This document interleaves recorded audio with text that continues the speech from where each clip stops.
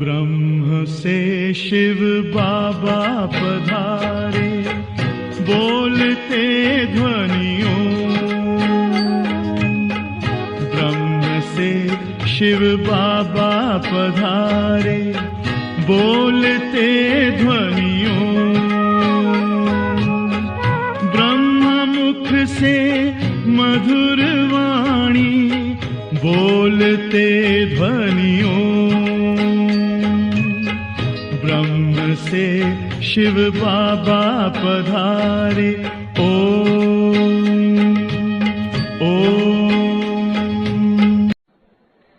ओम शांति।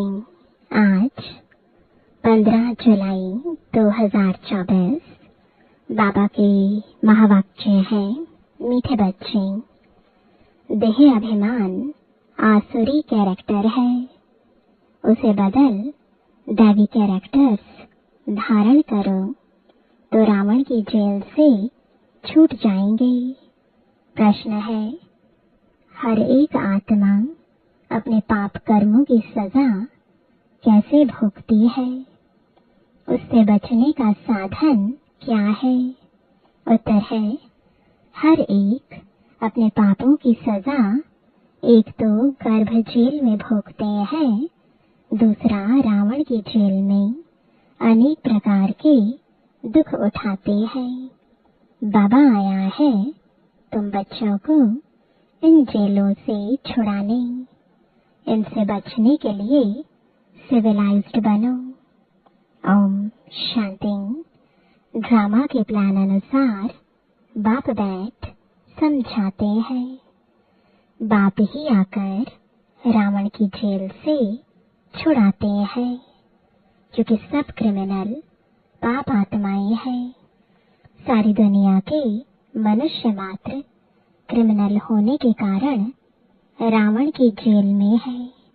फिर जब शरीर छोड़ते हैं तो भी गर्भ जेल में जाते हैं। बाप आकर दोनों जेल से छुड़ाते हैं। फिर तुम आधा कल्प रावण की जेल में भी नहीं और गर्भ जेल में भी नहीं जाएंगे। तुम जानते हो, बाप धीरे धीरे पुरुषार्थ अनुसार हमें रावण की जेल से और गर्भ जेल से छुड़ाते रहते हैं। बाप बताते हैं, तुम सब क्रिमिनल हो रावण राज्य में। फिर राम राज्य में सब सिविलाइज्ड होते हैं। कोई भी भूत की प्रवेशता नहीं होती है। देह का अहंकार आने से ही फिर और भूतों की प्रवेशता होती है। अब तुम बच्चों को पुरुषार्थ कर देही अभिमानी बनना है। जब ऐसे यानी लक्ष्मी नारायण बन जाएंगे तब ही देवता कहलाएंगे। अभी तो तुम ब्राह्मण कहलाते हो। रावण की जेल से छुड़ाने लिए बाप आकर पढ़ाते भी हैं और जो सबके कैरेक्टर्स बिगड़े हुए हैं वह सुधारते भी हैं। आधा कल्प से कैरेक्टर्स बिगड़ते बिगड़ते बहुत बिगड़ गए हैं। इस समय है तमो प्रधान कैरेक्टर्स। दैवी और आसुरी कैरेक्टर्स में बरोबर रात दिन का फर्क है। बाप समझाते हैं, अब पुरुषार्थ कर अपना दैवी कैरेक्टर्स बनाना है, तब ही आसुरी कैरेक्टर से छूटते जाएंगे। आसुरी कैरेक्टर्स में देही अभिमान है नंबर 1। देही अभिमानी के कैरेक्टर्स कभी बिगड़ते नहीं है। सारा मदार कैरेक्टर्स पर है। देवताओं का कैरेक्टर कैसे बिगड़ता है जब वे वाम मार्ग में जाते हैं, अर्थात विकारी बनते हैं, तब कैरेक्टर्स बिगड़ते हैं। जगन्नाथ के मंदिर में ऐसे चित्र दिखाए हैं वाम मार्ग के। यह तो बहुत वर्षों का पुराना मंदिर है। ड्रेस आदि देवताओं की ही है। दिखाते हैं देवता वाम मार्ग में कैसे जाते हैं। पहली पहली क्रिमिनैलिटी है ही यह। काम चिता पर चढ़ते हैं, फिर रंग बदलते बदलते बिल्कुल काले हो जाते हैं। पहले पहले गोल्डन एज में है संपूर्ण गोरे, फिर 2 कला कम हो जाती है। त्रेता को स्वर्ग नहीं कहेंगे, वह है सेमी स्वर्ग। बाप ने समझाया है रावण के आने से ही तुम्हारे ऊपर कट चढ़ना शुरू हुई है। पूरे क्रिमिनल अंत में बनते हो। अभी 100% क्रिमिनल कहेंगे, 100% वॉइसलेस थे, फिर 100% विशियस बने। अब बाप कहते हैं सुधरते जाओ। यह रावण का जेल बहुत बड़ा है। सबको क्रिमिनल ही कहेंगे, क्योंकि रावण के राज्य में है ना राम राज्य और रावण राज्य का तो उनको पता ही नहीं है। अभी तुम पुरुषार्थ कर रहे हो राम राज्य में जाने का। संपूर्ण तो कोई बना नहीं है। कोई फर्स्ट, कोई सेकंड, कोई थर्ड में है। अब बाप पढ़ाते हैं, दैवी गुण धारण कराते हैं। देह अभिमान तो सब में है। जितना जितना तुम सर्विस में लगे रहेंगे, उतना देह अभिमान कम होता जाएगा। सर्विस करने से ही देह अभिमान कम होगा। देही अभिमानी बड़ी बड़ी सर्विस करेंगे। बाबा देही अभिमानी है तो कितनी अच्छी सर्विस करते हैं। सभी को क्रिमिनल रावण की जेल से छुड़ाए सदगति प्राप्त करा देते हैं। वहां फिर दोनों जेल नहीं होंगी। यहाँ डबल जेल है। सतयुग में न कोर्ट है, न पाप आत्माएं हैं, न तो रावण की जेल ही है। रावण की है बेहद की जेल। सभी 5 विकारों की रस्सियों में बंधे हुए हैं। अपरम अपार दुख है। दिन प्रतिदिन दुख वृद्धि को पाता रहता है। सतयुग को कहा जाता है गोल्डन एज, त्रेता को सिल्वर एज। सतयुग वाला सुख त्रेता में नहीं हो सकता, क्योंकि आत्मा की 2 कला कम हो जाती है। आत्मा की कला कम होने से शरीर भी ऐसे हो जाते हैं। तो यह समझना चाहिए कि बरोबर हम रावण के राज्य में देह अभिमानी बन पड़े हैं। अब बाप आया है रावण की जेल से छुड़ाने के लिए। आधा कल्प का देह अभिमान निकलने में देरी तो लगती है, बहुत मेहनत करनी पड़ती है। जल्दी में जो शरीर छोड़ गए वह फिर भी बड़े होकर आए कुछ ज्ञान उठा सकते हैं। जितना देरी होती जाती है तो फिर पुरुषार्थ तो कर ना सके। कोई मरे फिर आकर पुरुषार्थ करे, सो तो जब ऑर्गन्स बड़े हों, समझदार हों, तब कुछ कर भी सके। देरी से जाने वाले तो कुछ सीख नहीं सकेंगे। जितना सीखे उतना सीखे। इसलिए मरने से पहले पुरुषार्थ करना चाहिए। जितना हो सके इस तरफ आने की कोशिश जरूर करेंगे। इस हालत में बहुत आएंगे। झाड़ वृद्धि को पाएगा। समझाने तो बहुत सहज है।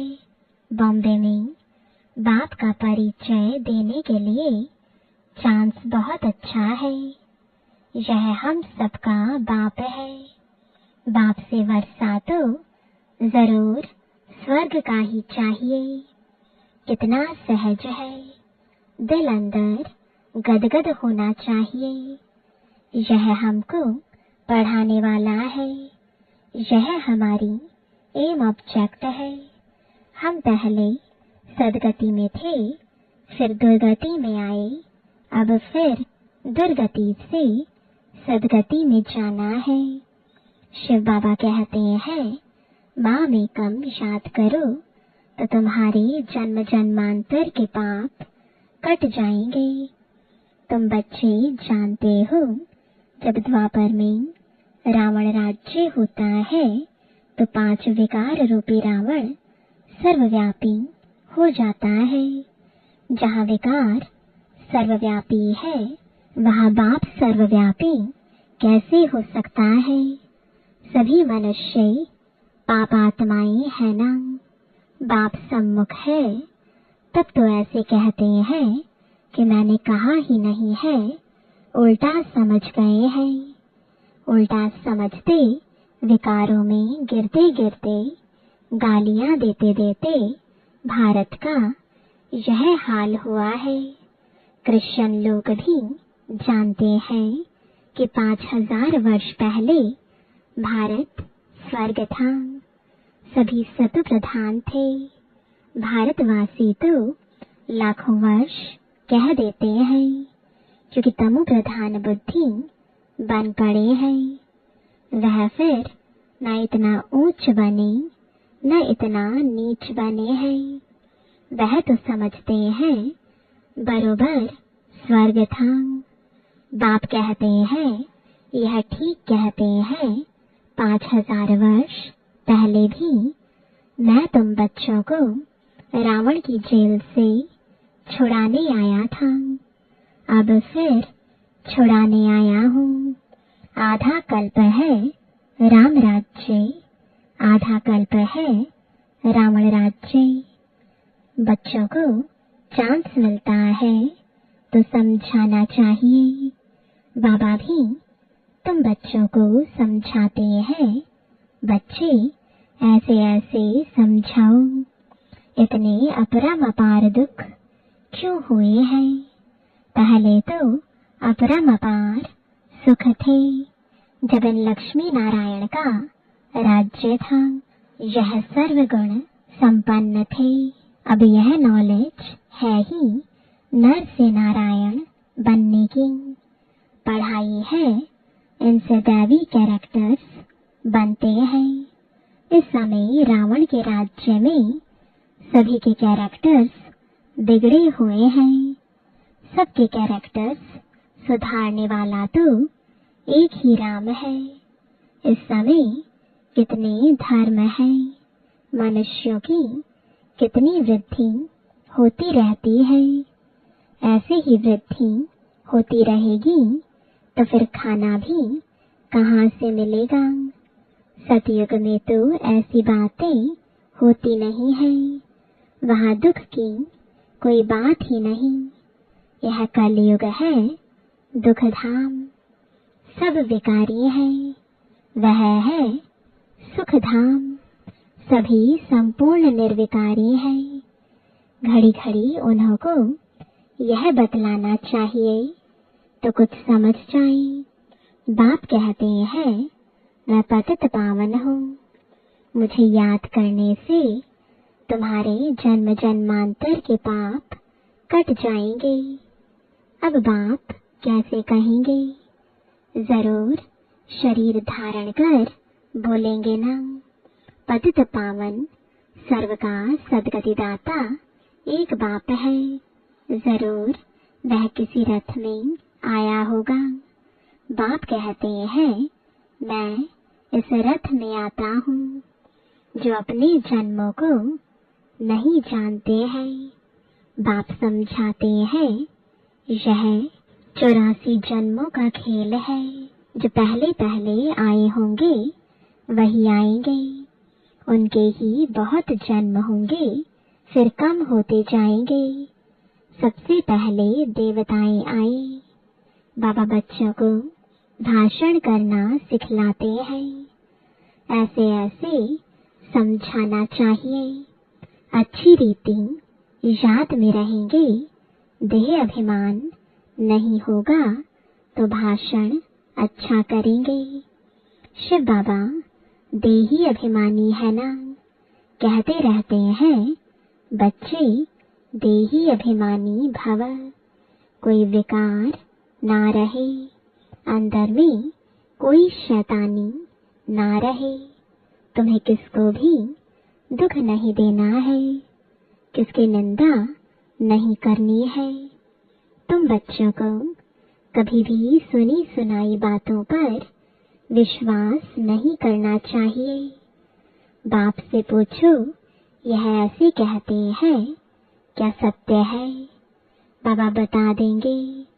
नहीं तो बहुत है जो झूठी बातें बनाने में देरी नहीं करते हैं। फलाने ने तुम्हारे लिए ऐसे ऐसे कहा, सुनाकर उनको ही खाक कर देंगे। बाबा जानते हैं ऐसे बहुत होता है। उल्टी सुल्टी बातें सुनाकर दिल को खराब कर देते हैं। इसलिए कभी भी झूठी बातें सुनकर अंदर में जलना नहीं चाहिए। पूछो फलाने ने मेरे लिए ऐसे कहा है। अंदर सफाई होनी चाहिए। कई बच्चे सुनी सुनाई बातों पर भी आपस में दुश्मनी रख देते हैं। बाप मिला है तो बाप से पूछना चाहिए ना। ब्रह्मा बाबा पर भी बहुतों को विश्वास नहीं होता है। शिव बाबा को भी भूल जाते हैं। बाप तो आए हैं सबको ऊंच बनाने, प्यार से उठाते रहते हैं। ईश्वरीय मत लेनी चाहिए। निश्चय ही नहीं होगा तो पूछेंगे ही नहीं, तो रिस्पॉन्ड भी नहीं मिलेगा। बाप जो समझाते हैं उसको धारण करना चाहिए। तुम बच्चे श्रीमत पर विश्व में शांति स्थापन करने के निमित्त बने हो। एक बाप के सिवाय और कोई कीमत ऊंच ते ऊंच हो नहीं सकती। ऊंच ते ऊंच मत है ही भगवान की, जिससे मर्तबा भी कितना ऊंचा मिलता है। बाप कहते हैं अपना कल्याण कर ऊंच पद पाओ, महारथी बनो। पढ़ेंगे ही नहीं तो क्या पद मिलेगा। यह है कल्प कल्पांतर की बात। सतयुग में दास दासियां भी नंबरवार होते हैं। बाप तो आए हैं ऊंच बनाने, परंतु पढ़ते ही नहीं है तो क्या पद पाएंगे। प्रजा में भी तो ऊंच नीच पद होते हैं ना। यह बुद्धि से समझना है। मनुष्यों को पता नहीं पड़ता है कि हम कहाँ जाते हैं, ऊपर जाते हैं या नीचे उतरते जाते हैं। बाप आकर तुम बच्चों को समझाते हैं, कहाँ तुम गोल्डन सिल्वर एज में थे, कहाँ आयरन एज में आए हो। इस समय तो मनुष्य मनुष्य को खा लेते हैं। अब यह सभी बातें जब समझें तब कहें कि ज्ञान किसको कहा जाता है। कई बच्चे एक कान से सुनकर दूसरे से निकाल देते हैं। अच्छे अच्छे सेंटर्स के अच्छे अच्छे बच्चों की क्रिमिनल आई रहती है। फायदा नुकसान इज्जत की परवाह थोड़ी ही रखते हैं। मूल बात है ही पवित्रता की। इस पर ही कितने झगड़े होते हैं। बाप कहते हैं यह काम महाशत्रु है, इन पर जीत पहनो तब ही जगत जीत बनेगी। देवताएं संपूर्ण निर्विकारी है ना, आगे चल समझ ही जाएंगे, स्थापना हो ही जाएगी। अच्छा, मीठे मीठे सिकिलदे बच्चों प्रति माता पिता बाप दादा का याद प्यार और गुड मॉर्निंग। रूहानी बाप की रूहानी बच्चों को नमस्ते। रूहानी बच्चों की रूहानी बाप दादा को गुड मॉर्निंग और नमस्ते।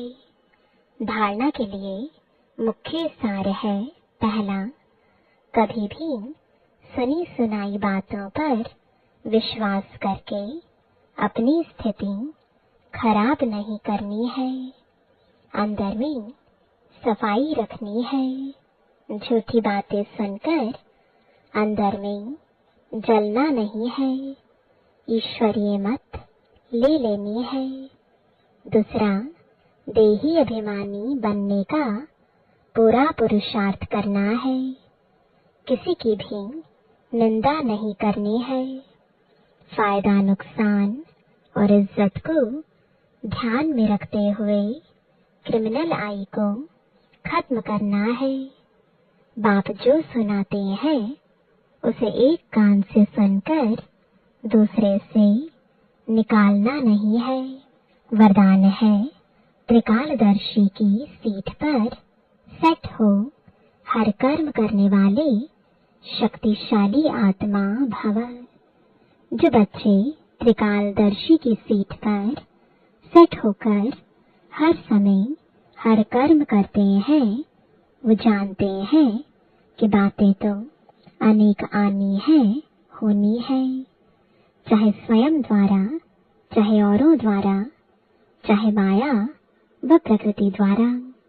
सब प्रकार से परिस्थितियां तो आएंगी, आनी ही है, लेकिन स्वस्थिति शक्तिशाली है तो परिस्थिति उसके आगे कुछ भी नहीं है।